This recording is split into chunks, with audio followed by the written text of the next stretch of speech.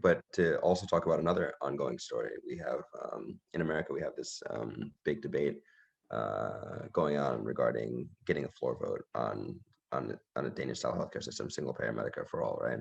And there's a lot of pushback actually within left circles, like saying that, you know, maybe now is not the time, and or maybe this isn't the right ask, or this isn't the right strategy, or something like this. And and just to give some backstory, so just some YouTube hosts proposed, because Nancy Pelosi lost quite a bit of seats this term under Trump, which is a marvel in and of itself, and also she has a lower approval rating than Trump, which is another marvel in and of itself. Um, eh, the progressives that have a very limited amount of seats in the Congress, like, so we're talking about like AOC, Ilhan Omar, Rashida Tlaib, and all these these squad members, they actually have the opportunity to withhold their vote for Nancy Pelosi as Speaker to get a floor vote on Medicare for all. So right now, Nancy, like, because they lost a sufficient amount of seats, they only need, like, the numbers I've seen, it's variable, because it could be, like, I've heard as many as 15, but it could be even less, because some people are gonna have COVID and a lot of people won't be able to show up to the vote. So they could need as few as, you know, 5 people, or maybe even less, or maybe a little bit more, who knows, to withhold their vote from Nancy Pelosi for the upcoming House speakership vote in January. Yeah, she would not have the seat. And then there's some pushback saying that some guy on the Republican side, Kevin McCarthy, would get the speakership, but that's not how it would go. Like, it would actually just they would actually just like reset and go into another round of voting, I believe. Um, yeah, so the basics are, um, because the progressives have this leverage, they can leverage a demand, and this demand that they need to leverage is a floor vote on Medicare for all, right? And like you can talk about, like, are there other demands that could be, you know, meaningful? Like, sure, but there's a lot of energy behind this demand, so it's like it's quite meaningful to like push the demand, like push where the energy is behind like a very substantial demand, which is healthcare during a pandemic. Yeah, and I guess if we have to summarize it very shortly, it's about the fact that, you know, there is a movement started by Jimmy Dore, a comedian, political commentator on YouTube, who has advocated that, as you said, for the progressive part of the House to push for to push their leverage towards getting a floor vote on Medicare for all in the House. And if they don't get that, they should then withhold their vote to name Nancy Pelosi the Speaker of the House, right? Yes, correct. And then I think there's a lot of discussions both on and this is kind of the debate that AOC and other voices have tried to begin, is like, is that the right strategy? And we can talk a bit about that. And then finally, there is really also just the argument of, like, how is it not possible to get some kind of medical coverage and, you know, one payer system that, despite the fact that, you know, 90% of the Democratic Party's voters, they want it and think it is a good idea, and you are in the middle of a pandemic. It seems completely absurd in many ways, right? Yeah, but in some ways it's understandable. It's like you can just talk to people. Like, people, if you're an older person and you've lived through the neoliberal era from the 70s, which got accelerated in late 60s, early 70s, and exploded under Reagan. I mean, you've been taking, you know, if you have even somewhat left of center worldview, I mean, all, like, you have the past, what, 50, 60 plus years in politics has been you losing ground, right? So it's very easy to see why, if you're an older person, you just have like a sense of like defeatism, because there hasn't really been much in terms of, you get little victories around the margins here and there, but overall the trend is negative. So it's very easy to understand like why people don't even feel like this concept of like wielding power is possible. But then you have like the younger generation who's also been in the face left and right: student loan debt, um, lack of medical coverage, gig economy, lack of, you know, meaningful employment to you know, get out of a hole, you know, have kids, buy a house, whatever, right? Or whatever you want to do with your life. And because of this like kind of lack of opportunity, I think you see like a kind of like this like learned hopelessness. So it's like when we say like someone like AOC is corrupted, I mean, yeah, maybe not by money itself, but like just by like just like a sense of just like maybe this is not the way because it's never worked before, and like yeah, and things haven't been going our way, so we needed like such an overwhelming support to actually get it to get anything happening. But the reality is it's like you have to like you don't have that right now, and we haven't had it in a long like ever, so like, or not in the past like 50, 60 years. So it's like so what we have to do is we have to take little moments like this, any moments where we have energy and opportunity and somewhat level of power, and just use it to push where we can, because that's the only way to get the conversation moving forward. I mean, it's like when people say like, oh, what if it fails, and they're like, yeah, it failed. I'm like, yeah, well, it's failed for the past 56 years anyway. Like, we never had this healthcare system, so it's like you can say it's failed, but like I feel like the talking point of like it's a pandemic and everyone in your party wants it is a way stronger than just like it failed because like it failed because you're the problem. Like when I say you, like I'm talking about Pelosi and leadership and Schumer, but he's in the Senate. But So I mean, yeah, basically what you're saying is she lacks political courage exactly, and she lacks exactly, political vision. exactly. I think that's really her issue, and it's funny because Jimmy Dore's been playing like a lot of clips from her when she was running for office, and I was following her at the time because I'm familiar with the co-founders of the organization, Justice Democrats, Kyle Kalinske and Cenk Uygur, and I was following a lot of these insurgent campaigns. Most of them lost, but AOC was the one that slipped through the cracks and won and beat Joe Crowley at a 10-1 financial deficit. And what she was saying when she was on the trail, she was saying like quite stark terms, like we can't even get a floor vote of Medicare for all. Like she said she wasn't going to vote for Pelosi as speaker. Recently they voted for the Patriot Act, they voted for the CARES Act, and they're doing quite some things that their earlier selves would have never endorsed. So it's just like and also it's just important to understand like when we talk about leverage, it's like yeah, they have leverage over Pelosi, but also like when we talk about like where people have leverage, like it's like, do we have leverage over Chuck Schumer or Nancy Pelosi? No. Do we have leverage over Joe Biden? Are we gonna push Joe Biden left? No. So it's do we have leverage over Mitch McConnell? No. Do we have leverage over Donald Trump? Like so, it's like the only place we have leverage is like when I say we, I'm talking about like the population who actually like is in line with like these majoritarian issues like Medicare for all, free college, whatever. Um, the only place we have leverage is with these like handful of progressive politicians. So it's like we can either just say, defend them and say you do whatever you want to do, blah blah blah, or we can say no, this is your chance, and like we need to push you to push them, right? And this is kind of the only avenue I see us being able to do that in the current moment. But I'm curious. I'm also curious to try to, and not necessarily because I think what Jimmy Dore has been doing has been super meaningful and important in the pressuring, but I think he also is very derogative.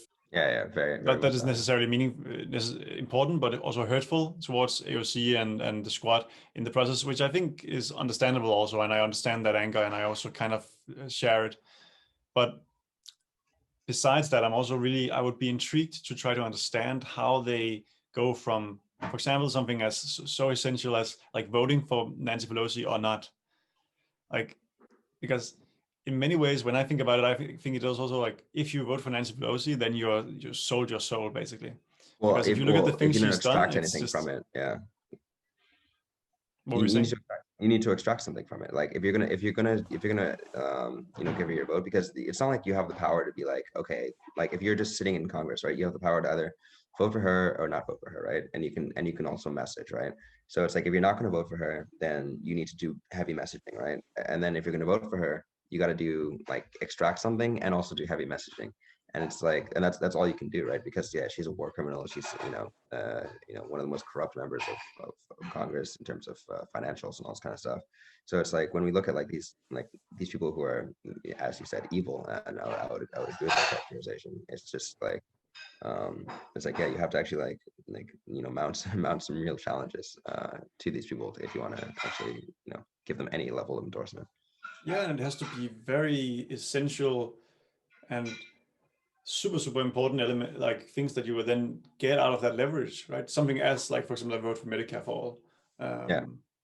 So what's the counter argument to this whole Jimmy Dore push for them using their leverage in the upcoming vote for speakership? Yeah. to get a floor vote. I mean, what I've heard is that AOC went on the Intercept podcast with Jeremy Scahill, and she talked about how she thinks that it's more meaningful to pressure for other elements. And in that interview, she didn't mention the 15 minimum dollar wage thing, which I think she mentioned on Twitter and other places. Yeah, which was complete garbage. Yeah. Which is kind of useless because Joe They already Biden had has that. also Yeah.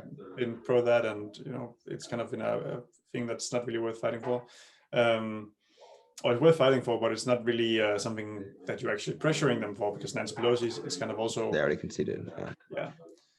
So, what other counter arguments are there? Like, what do you think is actually the reason she's not doing it? Okay, so just before I get into counter arguments, just one other thing that they said on the Intercepted podcast when she was asked about like Snowden and Assange, she was like, she gave a pretty positive, somewhat positive answer about Snowden. And when it came to Assange, I mean, she just gave like a Democratic hack talking point. She was like, well, I don't know about him. Like, has he done some bad things? He's really on our side, and because there's some idea that Assange had like this idea that Trump winning would be better because he had like some accelerationist view, like saying like it would like, but it's like that's not the point at all. Like it's like you have a journalist who's being tortured, and it's like that's your response to like the biggest threat to press freedom. And so I mean the people who because when she first got into office, she stacked her campaign was with like a lot of these outsiders like Joy Chakrabarty or something, I can't remember how his name is pronounced, and others who were very like insurgent types and anti-imperialists and whatnot. And then she sacked all these guys. She actually fired a lot of these people, and then she filled up her office with a lot of these like insiders, and it's very clear the way she's talking about a lot of these things, and she stays in this identity politics lane for a lot of what she talks about.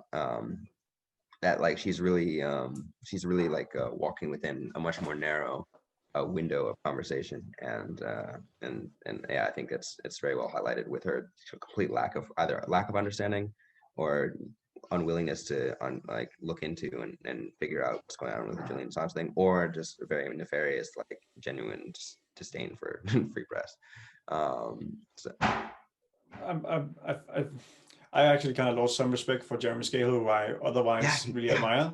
Exactly. I think he was not critical enough of. He softballed her way too much, which I was so frustrated and so sad, because I really look up to this person. Yeah, because he's done such good work. He's done amazing work, especially in the Obama Dirty era. Wars. I mean, yeah, exactly. He's an amazing journalist, but.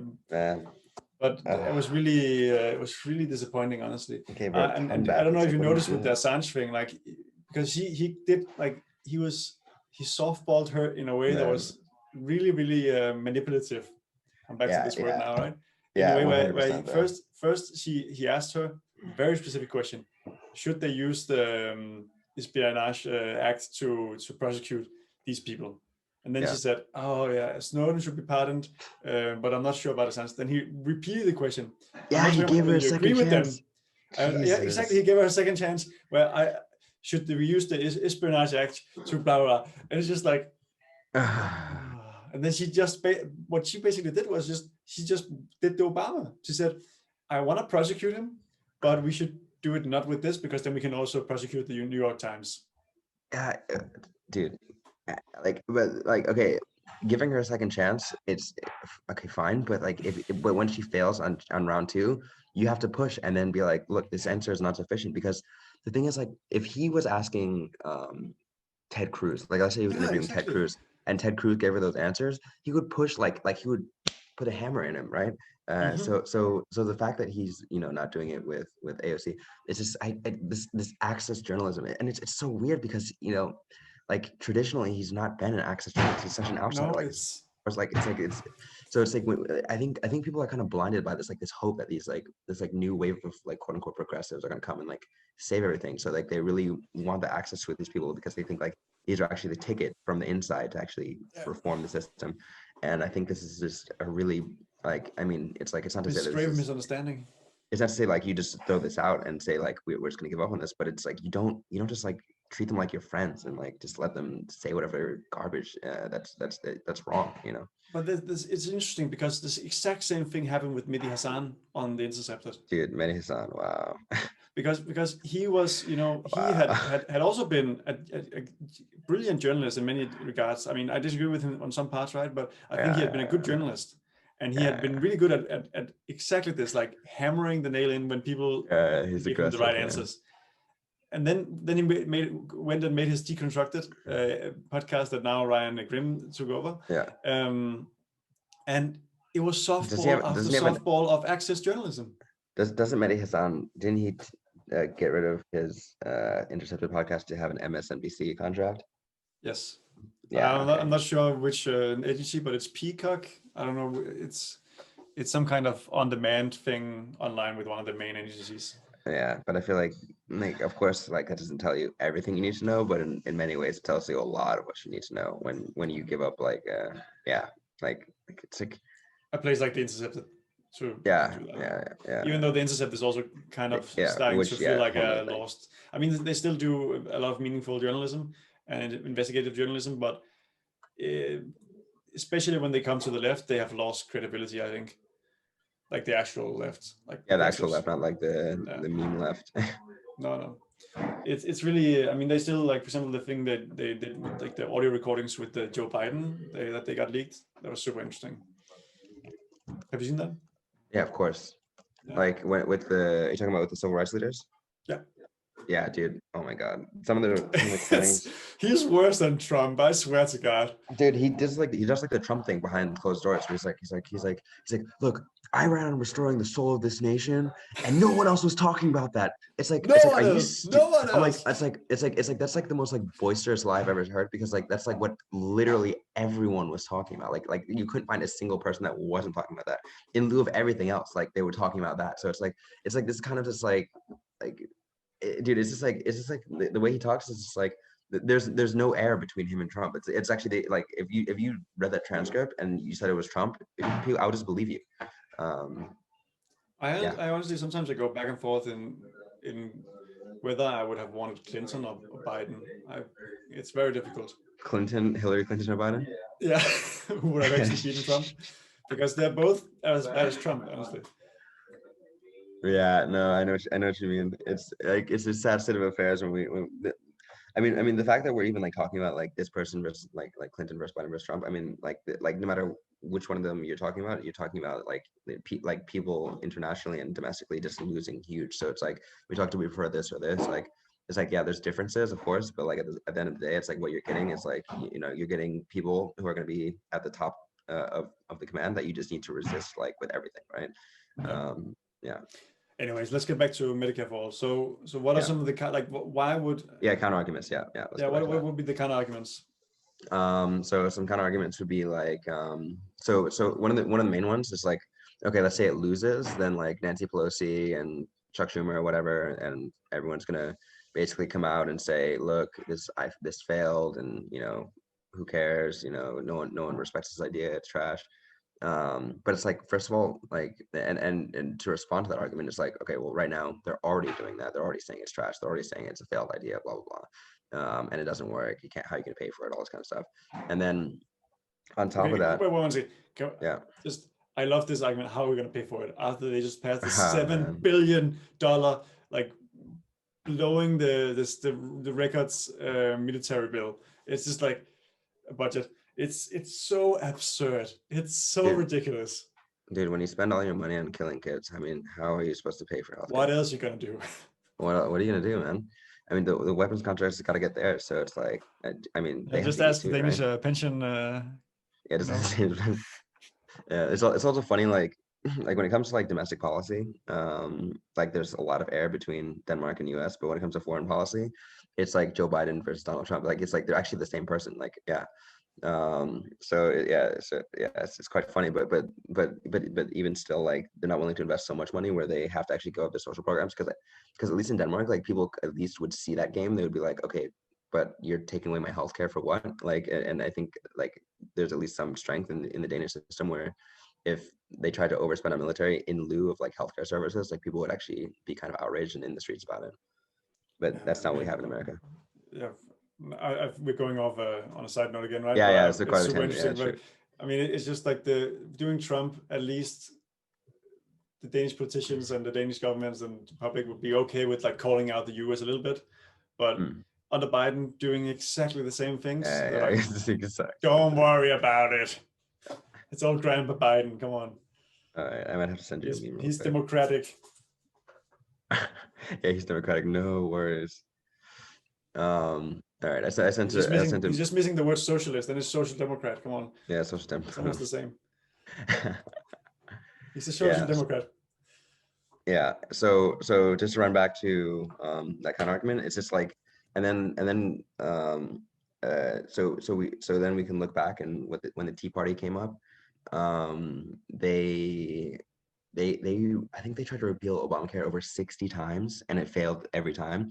But the thing is, it was so effective in gaining support within like the Republican base of saying like not like whether or not this was actually going to like actually succeed per se. Like, they were saying like, okay, this is actually what we want to do. We want to get rid of this like program that the bad man Obama was doing, and we want to actually do something different for you, right? And like, because Obamacare had a lot of issues, and it was easy to like actually expose some of the flaws with Obamacare.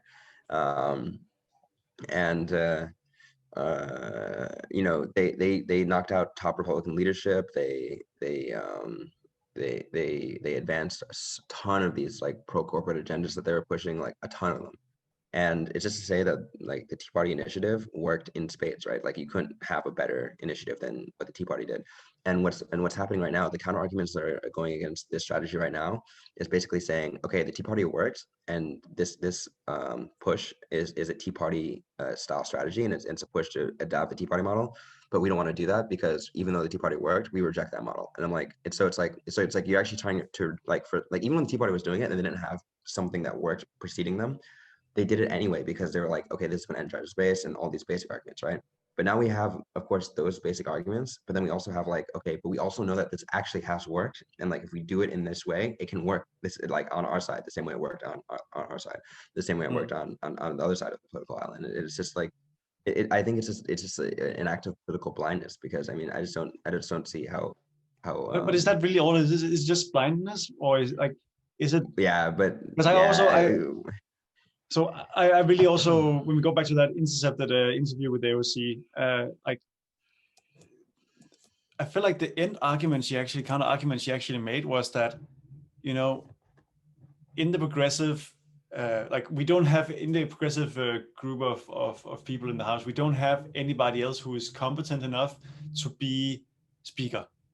So we can't even leverage. The thing is, we do. Ro Khanna could become speaker. He's I don't understand this argument. Why don't because okay, maybe AOC, she doesn't think she's ready or whatever, fine. But like Ro Khanna is more than competent enough. I feel like even like who's the other woman, Rashida Tlaib and Omar. I don't know. Omar's too toxic because of all the stupid scandals that the Republicans are running on. But definitely. But nah, we have Pelosi, and so we could do it. But it's just like but I feel like at least Tlaib and Khanna are more than competent enough to run for the speakership. And Khanna, I feel like Khanna will be the best because he's like the least controversial. He's worked across the aisle with like a ton of people, and yeah, I just don't get it. But he's been on Fox News, so that's a no-go, obviously. Oh yeah, never mind. He's canceled. But it's just like I just don't understand why they don't put him up, because yeah, it's actually mind blowing. I really don't get it. Yeah, I mean, even like just the fact like putting him up to leverage again, right? I'm not saying that we're not saying that it's realistic that they will actually get him through. I mean, maybe that could happen in a extreme circumstance, but it's very, very unlikely, right? I mean, the point is just her argument for not leveraging again is like, at the one point during the interview, she said, "Oh, I'm leveraging, but I'm leveraging for other things." And again, was thrown a softball and not pressed on what is it then you're leveraging for, right? Which is also like, what? Why didn't you ask about that? Fucking Jeremy. And then the second element is then she goes on saying, well, we can't really leverage because the only alternative is a more conservative. And if it's not a conservative, we don't really have an alternative because we are too incompetent, too young, or whatever. I mean, I'm saying incompetent, but that's not what she said, right? But it's fair enough. Maybe she's not ready, but the fact that they can't find anybody in their group of progressives who is able to take this challenge on is just beyond me. I mean, then what are they doing, right? I don't know.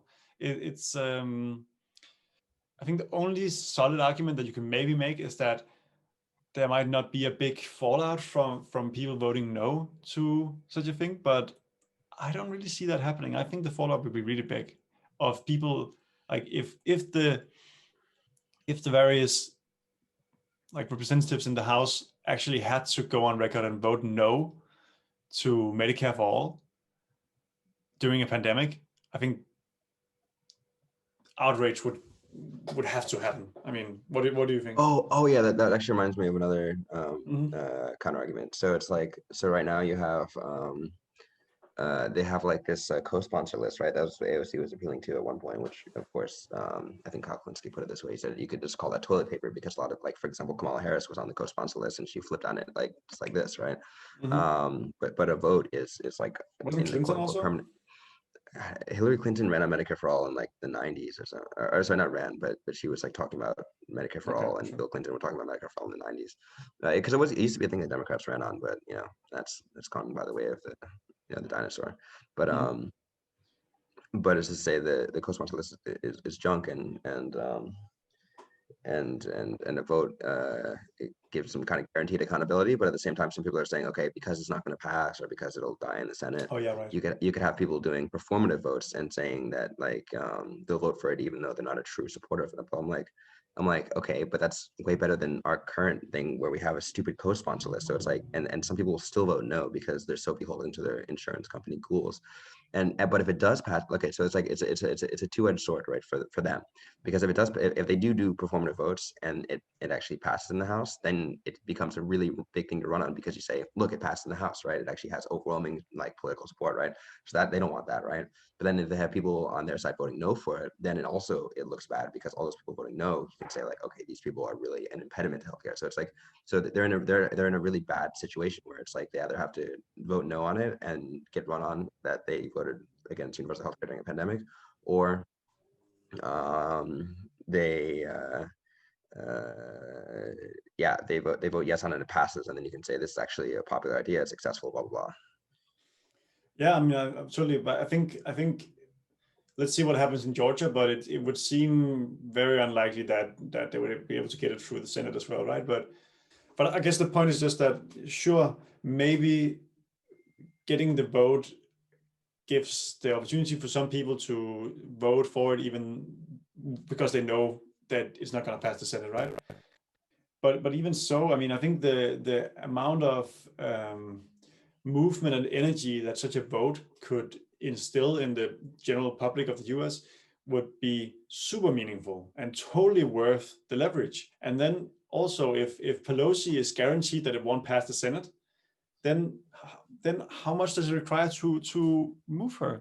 I mean, the reason why you would have to leverage her still is because she knows that a vote, even if it doesn't pass the Senate, would create so much upheaval around this idea of Medicare for all within their bases, and they would start like all the Democratic races would require each candidate to be for Medicare for all.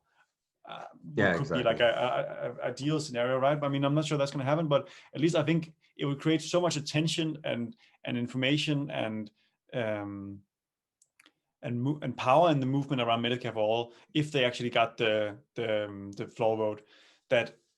That's the dangerous part, and that's the thing that both Nancy Pelosi is afraid of, and that's apparently also the thing that AOC feels she doesn't have the leverage to pull. Because I really I really believe don't that know if what's she going on felt in her like she head. had the leverage to do it, I think she would do it. I I think really it's don't because know she what's going doesn't. on in her head, honestly. No, Yeah, I'm not, I hear all these different theories, and I just have no confidence that I can read her mind at all. It's like, it's just no, like, sure. because the arguments are just so clear, right? So it's like when the arguments are so clear, it's just like, what are you doing? Are you just incompetent? Which I just don't think that's really the case, or like cognitively But captured by but any number of things. but let's look at the facts, right? Because she has obviously gone on this like political public tour now of trying to explain her point of view and trying to win back the support in the progressive environment. Like she's gone onto the intercept, she's gone on Twitter rants Yeah, on yeah, other yeah. shows and so on, right? She's trying to defend herself. She's aware of the situation, and like it's very clear that there is a high pressure for her not to do that. So there's there is definitely a high leverage on her not to do that. Yeah, That is pushed upon her either by her own self-interest in a career, or through some kind of other leverage that Pelosi holds over her, or the rest of the Democratic Party. Like, I don't know. I don't know. I can't read her mind either. But there's definitely something there. It's not because they haven't thought about it. It's not because they don't know about it. It's like they're trying to save it right now politically, right? I mean, she's trying to save her own ass by going on the internet and getting like this kind of soft walls, right?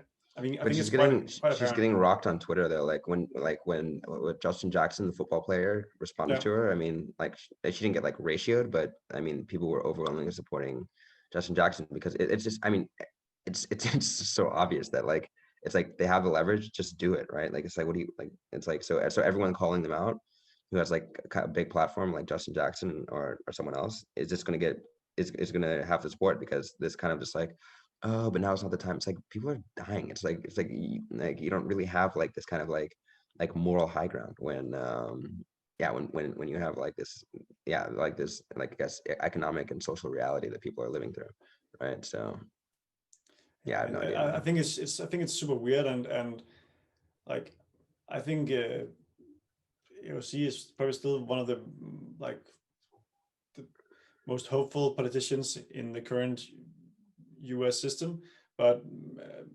compared to the ghouls that roam the hills, but it's still. I think it's super suspicious, first of all, and it's also something that I am just afraid that this sticks deeper, and this is not just some kind of strategic, like maybe a naive part of me wants to hold on to this idea that this is actually like her trying to have some kind of strategic version of the way things are gonna run out, and this is what she thinks is the best idea, or maybe the people around her has created this idea in her head, but it seems so. She definitely has a lot of operatives, Yeah, but yeah, maybe that's it. for sure. Yeah, but it's like it's not your job to just sit back and be lazy and just listen to these asshole consultants, right? Like it's your job to actually like fight on behalf of people. So it's like, yeah, that's traditionally not what politicians have been doing, but the whole point in electing these progressives was to get that, right? So it's like if they're not going to do it, then like what's the point, Yeah. Anyways, do we have any other reflections on this? No, I think And we can wrap it up. I think like right now there's a lot of resistance on their end, and it's just to say that like there's the political pressure is not letting up, and it needs to stay strong, because the only way we're ever going to get anything is just power concedes nothing without demand, and we have to just keep demanding this from these people who for once, and this is going to be their only shot. They're not going to have power after that, because it's going to be a small block that has no power to do anything after this. So it's like this is their one chance to do something, and it's like now is the time. So it's like if they don't do it, then that's it. So it's like the pressure needs to stay high, and there's more time before the vote actually happens. So we'll definitely touch back on this topic. I don't expect anything from these politicians, to be honest, but I really hope that the pressure works. yeah, and I guess another conclusion is also just the disappointment, the Yeah, deep really disappointment disappointment. in progressive politicians like AOC, the deep disappointment in otherwise renowned journalists like Jeremy Scahill, Yeah, and The Intercept in general. yeah, it's sad. And I mean, it goes wider than that as well, right? But there's definitely because I don't buy for a second that Jeremy Scahill, for example, is brought up in those interests, right? So there is definitely either there's definitely an element of it that's lack of courage, or the belief that you can change something from within, or like what do you think his intention is in this? Like, Yeah, so I agree with you when you say that, because if you think about the Intercept's business model, it's billionaire funded, but it's pretty independent. So like basically what you have is you have like a lot of uh like yeah, just like you have the freedom to say whatever you want. Like for example, when Greenwald was there, I mean, of course he had this recent issue, but until then, like he could basically write whatever he wanted. He could, like there are some people on Intercept, James Risen, whatever, saying all this idiocy about Russiagate and Glenn Greenwald write an article just debunking everything he was saying, and it would be in the same paper, right? And I respect that actually in a way. It's like having like this kind of open debate or whatever, right? I mean, I think some of these guys, it's like, I don't get how they didn't realize that Russiagate was garbage from the beginning, but at the very least, like they at least allowed both sides to, or just anyone to publish anything that was working for them. So it's like they didn't have like this kind of like beholden nature, like whatever you write, your job isn't on the line, right? So I completely agree that Jeremy Scale isn't captured in that way, but I think like I think it goes back to this idea of like hope and faith in these kind of politicians. And this idea that like this is all we've got, and like we don't have like a good enough organization, outside organization or something, and like this is kind of where we're at. And yeah, we just have to it still blows my mind. It's like we still like, yeah, but just like maybe he thinks this is holding them accountable, and he thinks like, you know, maybe if I get a chance to talk to them again, I can try to float these questions and push the conversation. I don't know, man. Like I really don't know. No, I think it's also another element. Also, it's even Jimmy Dore, right, who is very aggressive and very. I mean, I've seen a few interviews that he's done with people where he might disagree with him. For example, one with Ro Connor, where Yeah. he was actually kind of soft on him as well. Like he did not push him in the same way he would push him if he was just talking about him on a video clip, or he was just talking about a picture of Ro Connor, right? I mean, I think we also have to, I mean, keep in mind that these are all human beings that, you know, also get scared of confrontation. And I mean, it's not an excuse, it's more trying to understand it, because, you know, even somebody like Jimmy Dore, who's so aggressive in his rhetoric, is a very different person when he's actually having a one-on-one conversation with these people, even if it's public. So I guess there's also that element, but it's just all in all disappointing. And I really hope that, you know, we are able to see some change, and especially when you talk about like the staff around AOC and stuff like that, because I think AOC has real potential for gathering like mass public support for actual progressive agendas, but it really, hopefully, while still being not captured by the corporate Democrat elite, and still having fucking courage to do stuff. Yeah, I mean, I think this is like the potential that people see, and I think this like kind of guides a lot of these actions. But it's like, yeah, we really need to like push this. Like, okay, you don't have to be like a bomb thrower, you know, same way Jimmy Dore is, but like you really need to have this idea where like you don't just accept trash answers, right? Like it's like if someone gives you an answer that just doesn't make sense or is incoherent, then you don't have to accept it, right? You don't have to tell them that they're worthless, but you can just be like, that answer doesn't make any sense, right? Like you don't have to like, oh well, are you sure that this is how you feel about Assange? They'll be like, no, he's a journalist, it's a threat to press freedom. It's like, do you stand for press freedom or not? Like you don't have to like call, like you don't have to call names, like you just have to like talk about the ideas, talk about concepts, like and hold them to the fire. I mean, because you know, and I understand like why people are like someone like Jimmy Dore is a flamethrower, because nothing ever happens. Like all you have a journalist who's in prison for with terrorists and potentially going to die in this prison, right? It's like why, like you should be up to like there's like I feel like most people should actually ideologically like feel like bomb throwers, but then there need to be some reason people as well just to be, you know, leave the bombs behind and just ask questions that like have the same weight as the people throwing the bombs, but just without like the charged rhetoric. But we just don't have that. We don't have that landscape right now. We have just like one or two bomb throwers, and then everyone else is like, yeah, but maybe we can get something, little crumbs here and crumbs there. And I was like, no, you have to actually, you know, stand for something and really like.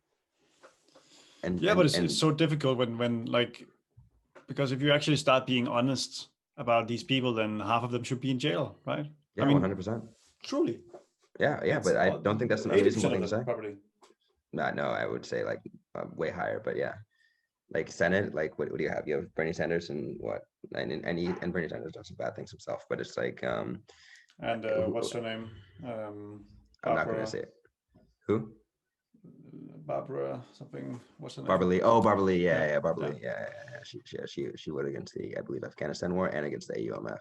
I think she was the only one against the AUMF. And Iraq, of course. Yeah. But the main thing was Afghanistan, because even Bernie voted for Afghanistan. Yeah, sure. Yeah. So. Oh, okay. Anyways, thanks for the talk, man. It was likewise. Nice, despite the small Yeah, sorry about the connection problems. internet. No, I don't worry about it.